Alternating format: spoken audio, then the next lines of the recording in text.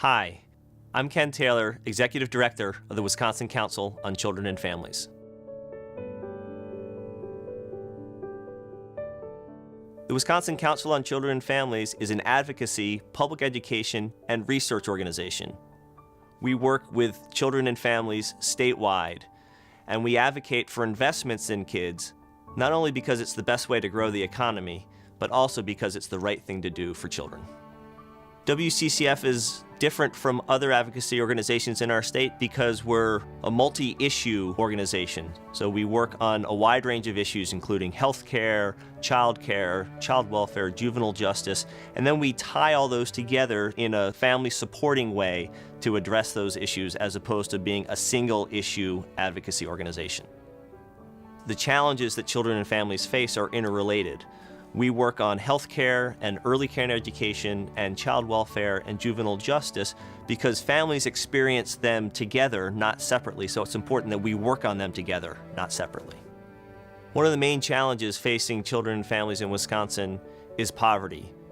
1 in 5 children grow up in poverty in our state, and that's not evenly distributed. We know that there are areas where the poverty rate is much higher. African American children, nearly half of them grow up in poverty. This is a problem because we know that that makes it harder for them to do well at school and to succeed later in life. So if we weren't advocating to decrease poverty in our state, it would have a long-term negative impact, not only on the children, but our state as a whole. On healthcare, we've been very successful in advocating for improved health insurance access for children and families. And due to our efforts, health insurance was expanded and 50,000 children now have health insurance that didn't before. For childcare, we know that the first 5 years of life are very important for long-term development.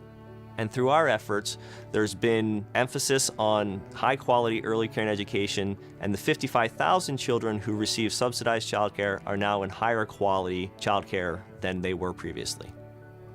In Wisconsin, the only time a 17-year-old is considered adult is when they get in trouble with the law. That has long-term negative impacts because we know the adult system doesn't adequately meet the needs of younger people who are still going through developmental stages. We also know that there are really negative impacts of this law. One horrible example is a young man who was charged as an adult at age 17 and killed himself while he was in prison awaiting his trial.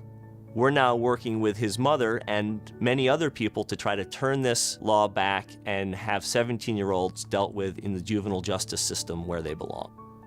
We always say that the children are our future, but we need to act like we really mean it. We know that budgets are tight, but we need to make sure that children are not left behind and that we continue to invest in them. So help us raise our voice on behalf of children and families. Thank you.